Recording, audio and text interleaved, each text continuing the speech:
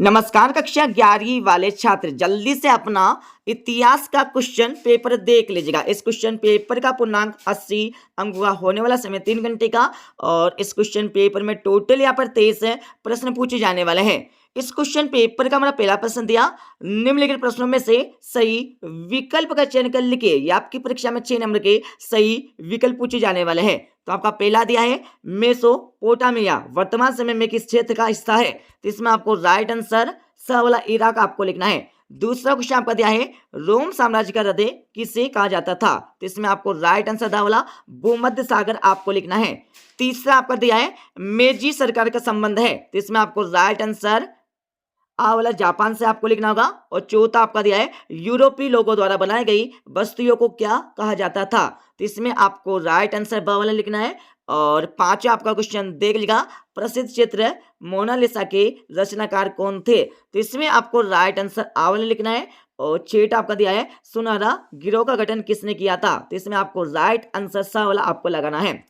अब यहाँ पर अगला प्रश्न देख लीजिएगा, इसमें आपको क्या करना है, रिक्त स्थान की पूर्ति करना है। ये आपकी परीक्षा में 7 नंबर के रिक्त स्थान पूछे जाने वाले हैं। तो आपका पहला क्वेश्चन दिया नन खालिस्तान धर्म से संबंधित है, तो इसमें आपको लिखना होगा ईसाई लिखना है। ठीक है, ईसाई धर्म आपको यहाँ पर पहले खालिस्तान का आंसर लगाना होगा। दूसरा आपका दिया है, तो दूसरे खालिस्तान में आपको लिखना होगा मारी, क्या लिखना, मारी आपको दूसरे खालिस्तान का आंसर लगाना है।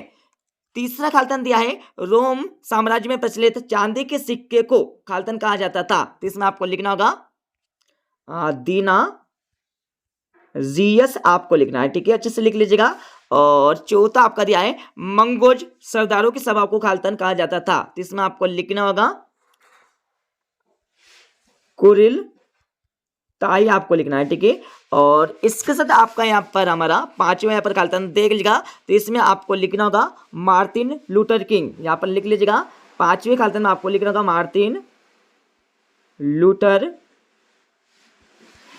किंग लिखना है। ठीक है, अच्छे से लिख लीजिएगा।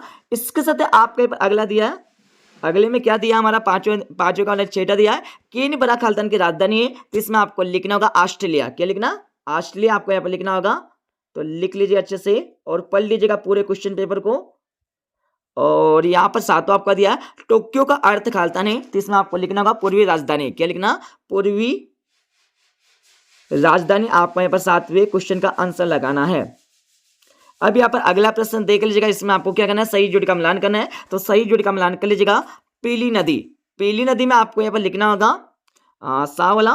और रेड इंडियन, तो इसमें आपको लिखना होगा यहाँ पर द वाला। और सालिडस, तो इसमें आपको लिखना होगा यहाँ पर ई वाला। और यायावर, तो इसमें आपको लिखना होगा यहाँ पर फ वाला। और थ्रित, तो इसमें आपको लिखना होगा यहाँ पर ब वाला कर। और आपका छेटा दिया, इसमें आपको लिखना होगा महाकाव्य आपको लिखना है। अब यहाँ पर अगला प्रश्न देख लीजिएगा, इसमें आपको क्या करना है, एक वाक्य अथवा एक शब्द में उत्तर देना है। तो हमारा पहला क्वेश्चन दिया माइकल एंजेलो कौन थे, तो इसमें आपको लिखना होगा प्रसिद्ध चित्रकार, क्या लिखना, प्रसिद्ध चित्रकार आपको पहले क्वेश्चन का आंसर लगाना होगा। और यहाँ पर दूसरा क्वेश्चन देख लीजिएगा, मेसोपोटामिया के लोगों का प्रमुख व्यवसाय क्या था, तो इसमें आपको लिखना होगा कृषि।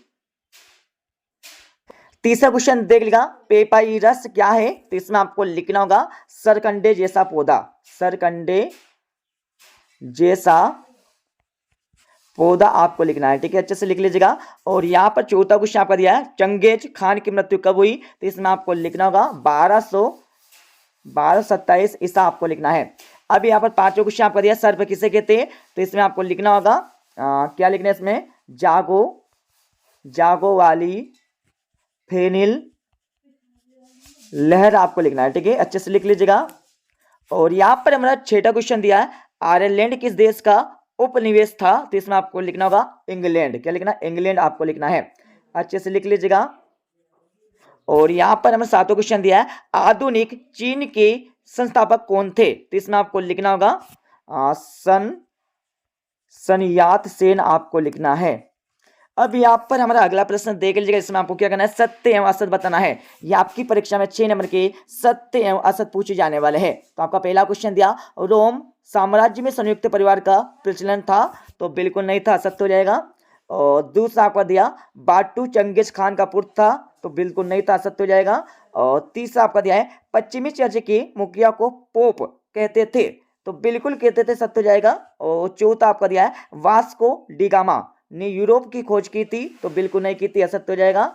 और पांचवा आपका दिया है, तो पांचवा आपका बिल्कुल सत्य हो जाएगा। छठा भी आपका बिल्कुल सत्य हो जाएगा। ठीक है, अब यहाँ पर 2-2 नंबर के क्वेश्चन देख लीजिएगा। आपका यहाँ पर छठा क्वेश्चन दिया है मेसोपोटामिया का शाब्दिक अर्थ बताना होगा। और अथवा प्रश्न देख लीजिएगा खोज किसे कहते हैं, इसके बारे में आपको लिखना है। सातवां प्रश्न देख लीजिएगा मेसोपोटामिया किन दो नदियों के मध्य स्थित था। अथवा क्वेश्चन आपका दिया है स्टेपी क्या है, इसके बारे में आपको लिखना है। और आठवां प्रश्न आपका दिया, आठवीं के बाद आपका यहाँ पर 9वां प्रश्न दिया है। 9वीं के बाद आपका 10वां प्रश्न देख लीजिएगा नाइट किसे कहते थे।